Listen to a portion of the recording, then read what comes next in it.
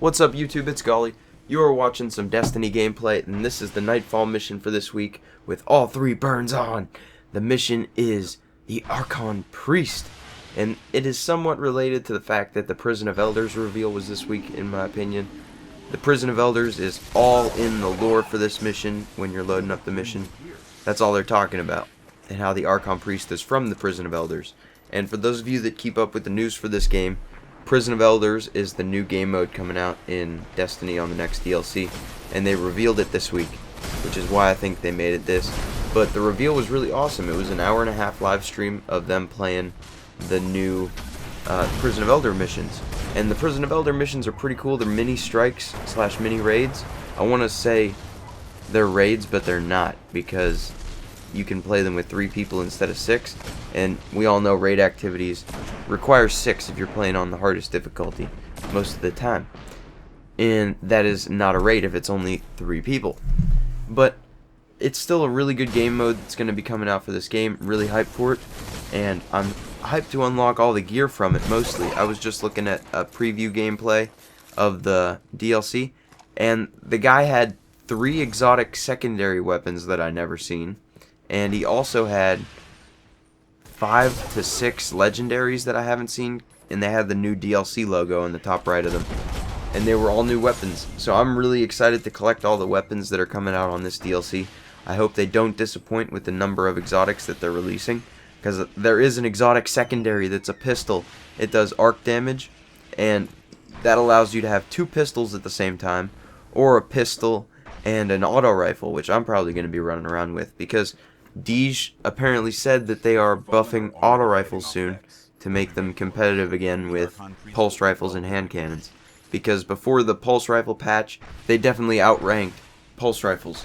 And it's going to go back to powerful, but it's not going to be as powerful as it was before the patch, killing everything in sight, like the Suros regime had a tendency to do.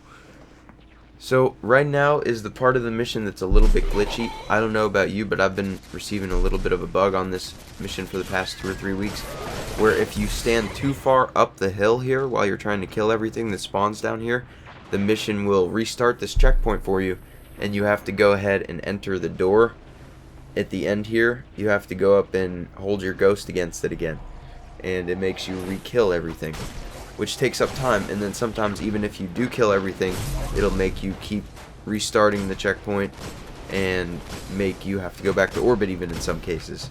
So if Bungie could fix that issue, I would be really happy, because I like camping right here for this part, but I like sitting up on the hill easier because it makes this part go faster. And I am excited for the new strike. There is a new strike coming out for the Xbox One on the new DLC. I saw some gameplay of it, and it's really cool looking.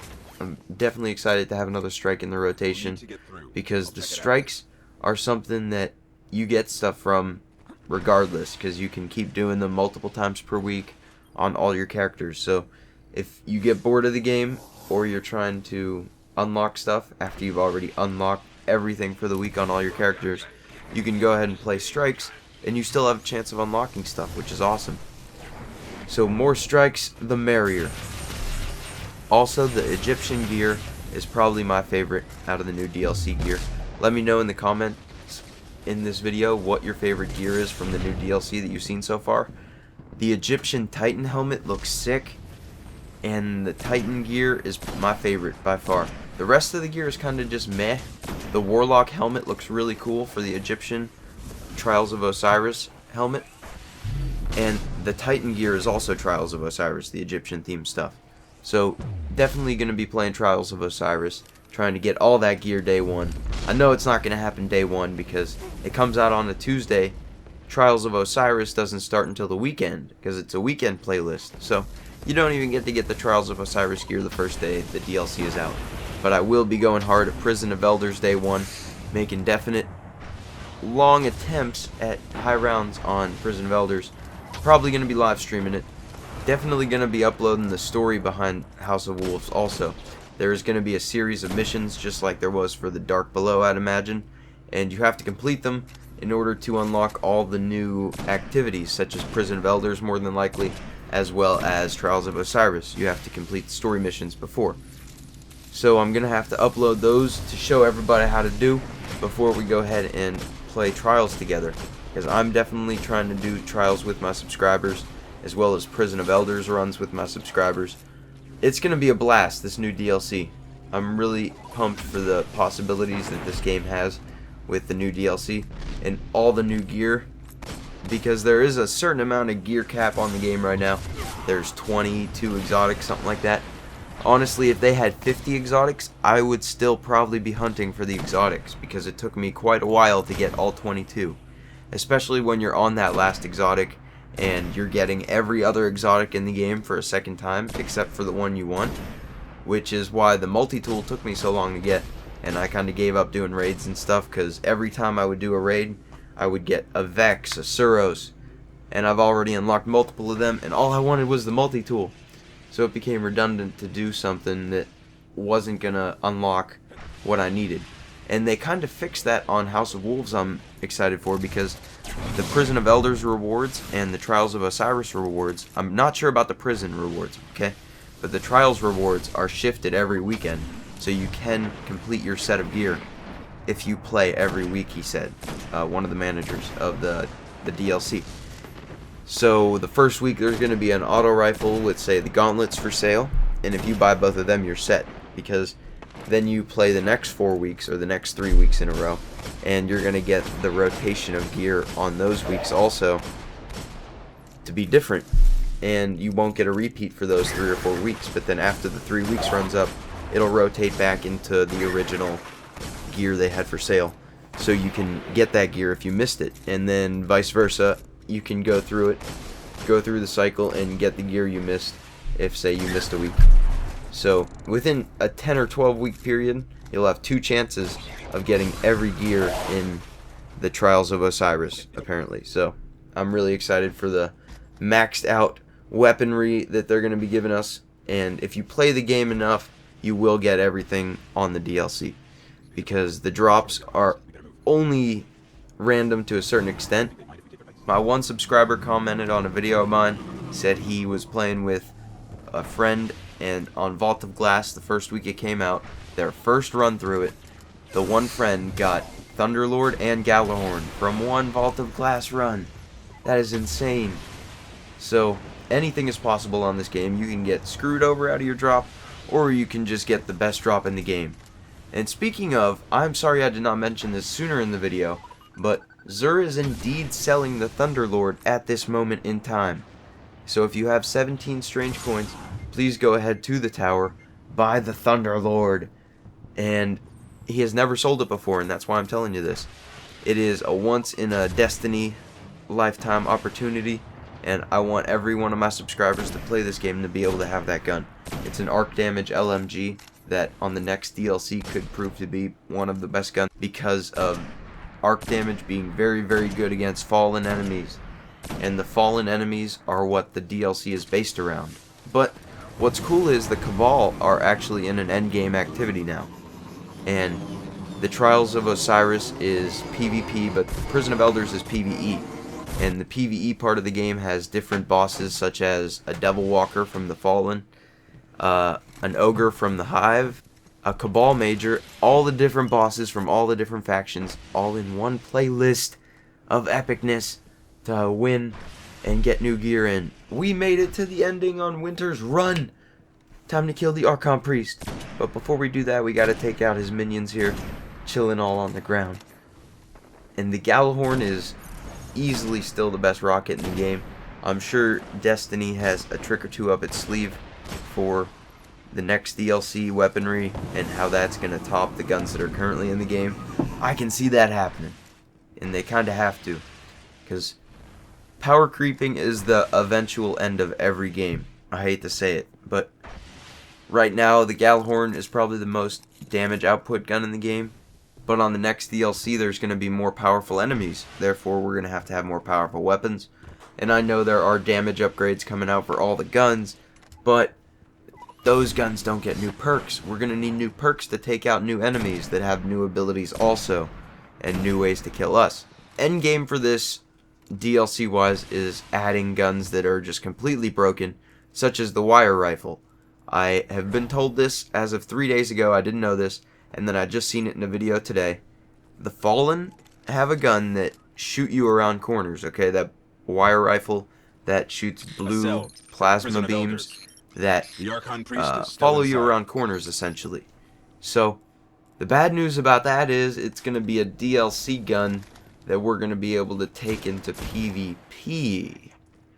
So, I shoot someone maybe 30 yards away. It takes probably 3 seconds, 2 seconds to get to them, but if they don't go around a tight enough corner, that gun bullet will follow them around any corner if it's not super curvy of a corner.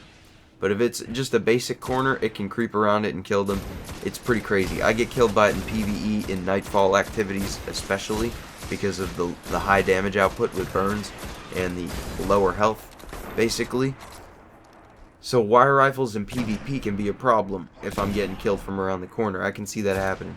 I'm not looking forward to that, to be honest, but it is a part of the game. There is other bullcrap things such as supers, but that's part of the game. You have to play the game with everything in it or just not play it at all. So it's either you play the game getting shot around the corners with wire rifles or you break your disc.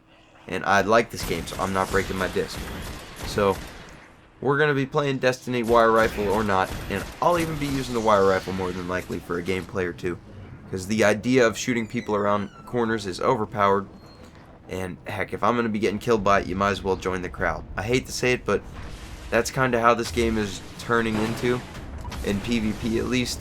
Once one person figures out what the best gun is, everyone uses it. But then again, I want people to know what the best guns are, in my case, because of teammates acquiring those guns and using those guns to help us win. And it's not that big of a problem, because if you're on a team in this game and you're playing 6v6 and you're on the 6 team, you're going to be good because you have communication and all your teammates have good guns anyway. So it doesn't matter if your opponents all have golden guns all game long. Actually, that probably would matter. But it doesn't matter if they all have Galahorns and Red Deaths, because if your team has Galahorns and Red Deaths, screw that, you don't even need the Galahorn, you just need a Red Death and you can beat a whole team of Red Deaths. So the game balances itself out pretty nicely in that fact of it too. But here we go, we released the Archon Priest. Killing him with the G-Horn is pretty easy. 2 shots gets his health down about 10%, 15%. And I actually finish him off with a sniper rifle to the face. But the Galahorn does a good job of taking his health down quickly right away. The Golly Squad. Yep, that's the name of the clan, sitting at 250 plus members right now. So if you would like to join, please go ahead in the description. The link is there.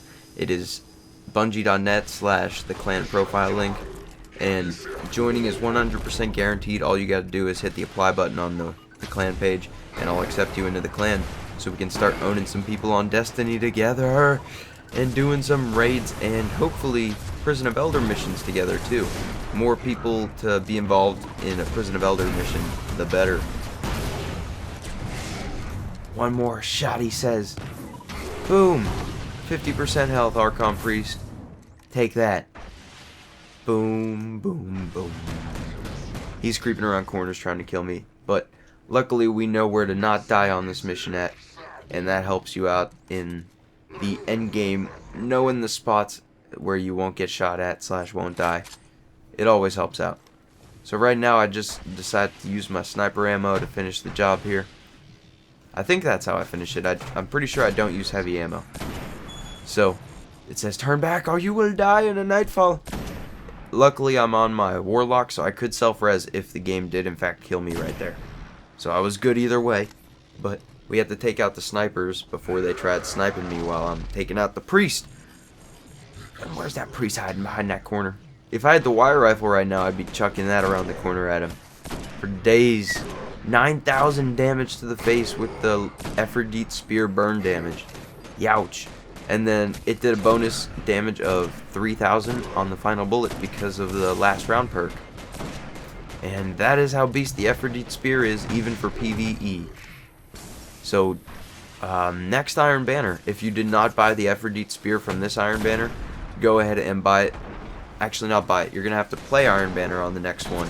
and unlock it through a drop, and you have to get the drop past level 3. So you just got to play the next Iron Banner enough, and you will get the Aphrodite Spear as a drop.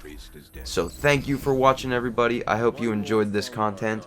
If you did, please remember to smash that like button and subscribe to my channel for more good gameplays.